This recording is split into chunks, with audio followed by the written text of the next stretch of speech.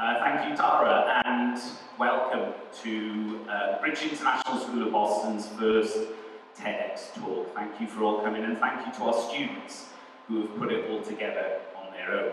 So I'm going to kick off the event by talking a little bit generally about empowering others. And the first question I asked myself when I was asked to do this is, well, why should I? So I looked up a dictionary definition of the word empowerment. You can see it there on the slide. And the reason why I asked myself that question is going back to my childhood when I started forming my ideas. The first thing I thought, the first people that I looked at as people that I would respect were these people up here. So you have Indiana Jones, you've got Ripley from Alien, Lara Croft and James Bond. And all of these people were extremely successful in what they did. They were great superheroes at movie times, but they did it individually. They were able to succeed on their own without empowering anyone else. And it always ended in a happy way for them. Now, as an adult, I change it and I ask myself, why shouldn't I empower others? I'm going to spend a little bit of time talking about those things. Why shouldn't I empower others? The first thing I want to look at there is, a few years ago, 2016, the World Economic Forum produced a paper called The Future of Jobs. And in there they looked at the skills that will be required in 10 or 15 years' time for the youth. The students are going to ask one of the youth of today, and you can see them on the slide there. Now, I would attest that actually all of those skills that people will need on an individual basis to be successful in future life require you to work with others. They need cooperation, they need teamwork, and they need you to empower others to be the best that you can be. So the first reason why you should is for personal gain. But what about the greater world? We live in a very global society at the moment. So, a year later, in 2017, they produced a survey where they surveyed over 32,000 young people in 186 countries. But what are you worried about for the future? What issues are you facing now that will be more prevalent in the future? And the top three answers were climate change, large-scale conflict and war, and inequality. Now, one can actually argue that it isn't governments that are going to solve those problems. One could argue that it's governments that have created these problems. So how are we going to resolve those problems that are growing on a massive scale on a day-by-day basis to ensure that the world is a good place for the youth of today when they become the adults of tomorrow? And you have people like Greta Thunberg, who is making some marvellous steps forward. But all of these people need us to work collaboratively, us to work together. They are the people that will empower others to ensure the world is a safe, good, happy place for the youth of today, as I said, when they become the adults of tomorrow. So there are two huge reasons why we need to empower others. So the next question I ask myself is, well, how do I do it? So, let me share with you now, that's my family. You will see on the left-hand side, if you look at it, my youngest daughter Martha, 4 years old, my wife in the middle, and then Evie on the right-hand side there, 7 years old. And in the summer, we went back to the UK, and they all decided to do a high ropes course. I was the person at the bottom taking the photographs, which I was very happy about. And you would think as a 4 and a 7-year-old, there would be some concern about doing a high ropes course because they're about maybe 10 to 15 meters above ground level with only a hook that keeps them off that. Now, my younger daughter Martha, very outgoing because she's always tried to keep pace with her older sister. So you always know that the younger sibling is more enthusiastic, more risk-taking. So in itself, that is an empowerment, because that's the competitive edge that my younger daughter has. She wants to keep pace with the older daughter, so that is empowering her. With our older daughter, it took a little bit more. So it's those things that we say every day that make a significant difference. You know, you can do it. Come on, you can do it. And every step they make, we say, well done. So it's that praise and that positive attitude that produces the outcomes that we want around empowering others. And it was also the step-by-step approach. So we envisioned where the steps were going to be for the high road course. We talked through it. And as you can see in all of the pictures, they were extremely successful in doing it. My wife, by the way, didn't need any encouragement at all. She was up there, would have stayed there for weeks. So on a personal level, it's the little things that make a significant difference. That use of praise, that empowerment to say you can do this and be positive and proud of what you're doing. On a larger scale, I've got 2 photographs up there. I would be amazed if any of you knew those people, but it would be interesting.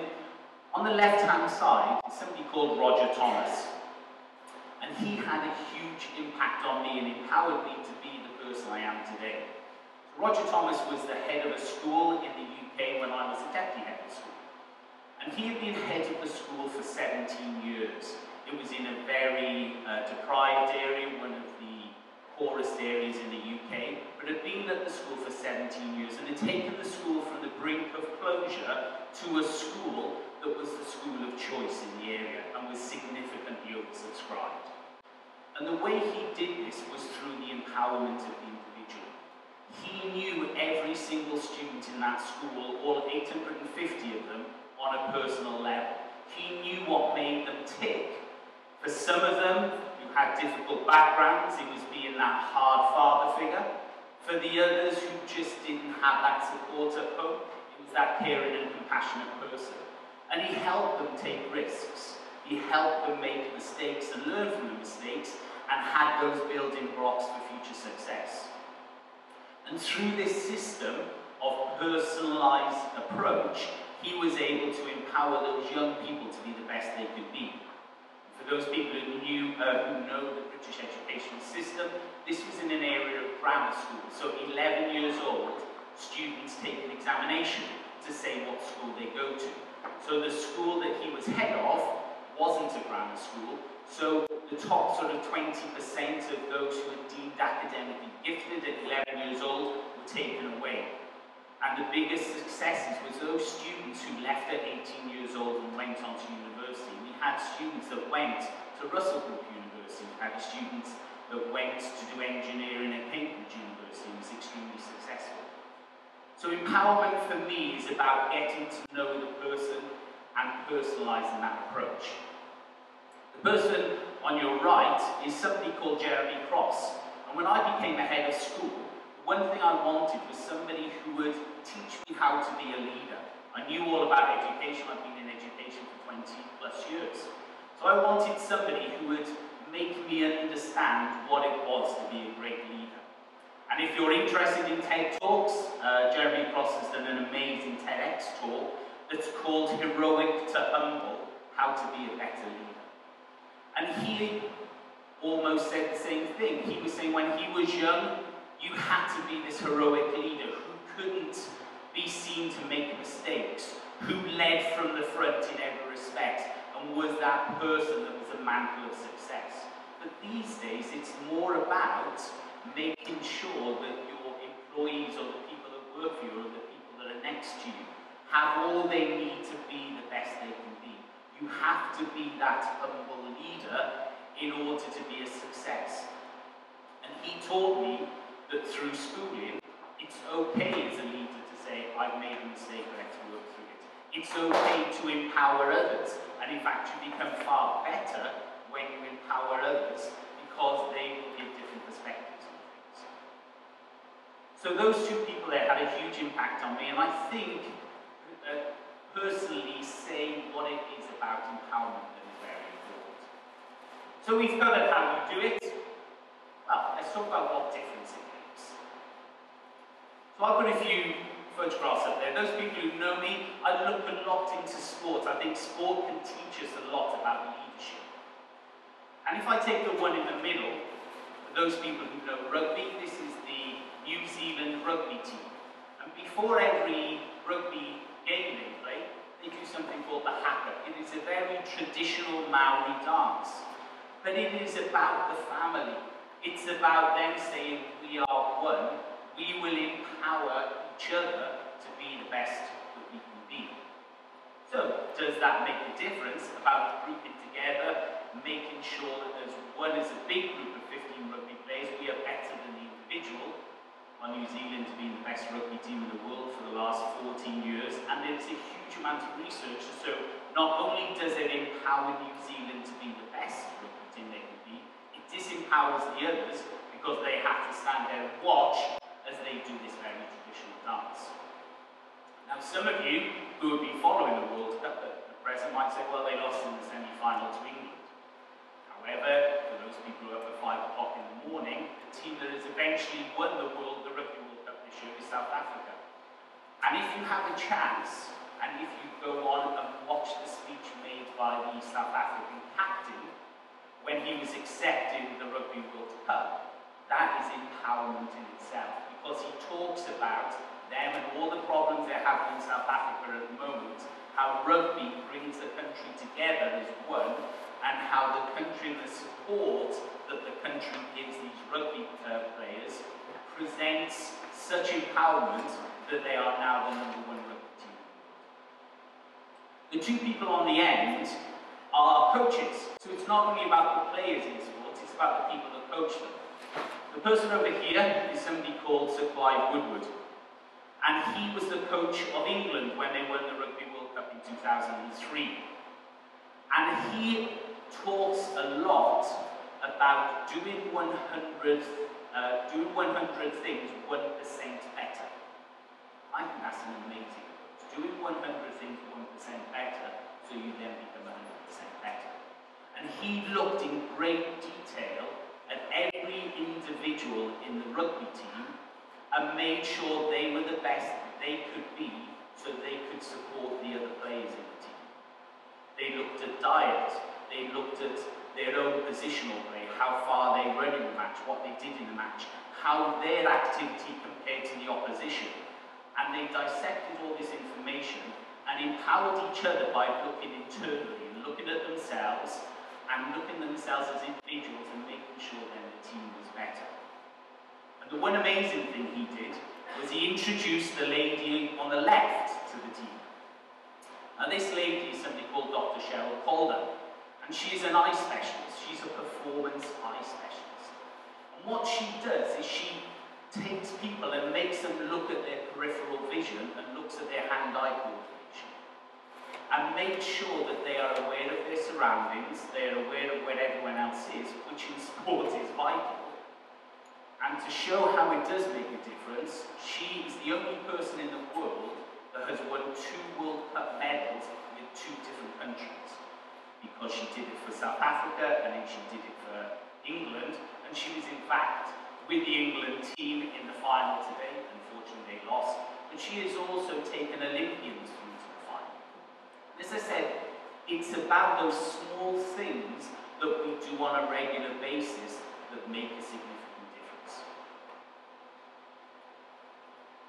So let's look then in terms of how that impacts us in the business world. So I was interested to find out around this empowerment and how it impacts business.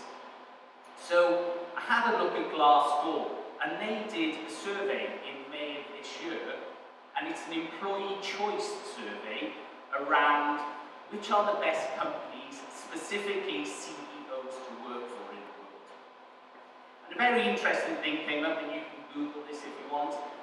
Very interesting thing came up. I think I'm quite up to date with current affairs. I'm hopefully quite intelligent, and I looked through top 10 CEOs that came out as the top people to work for. I only knew one of them. And I said, maybe that's not good enough. So in school, we have an exceptional debate coach who teaches current affairs. He knows a huge amount about business. So I called him in, his name is Keith West, I called him in and said, he'd have a look at this list for me. How many of those people do you know? And he only knew one person out of the top 10. Now, to me, that says a lot. Going back to that heroic leader at the beginning, business now isn't about those heroic leaders who say, it's all about me. I'm a great leader because I am top. What it's about is empowering all of the people that work for you to be the best that they can be. So it does make a significant difference. And I'd like to end by going back, doing full circle, going back to movies. And just leave you a question. What is the top grossing movie of 2019 so far? It is Avengers Endgame, which is all these superheroes collectively working together to defeat the evil in the world. And that is about empowering others. I hope you have a great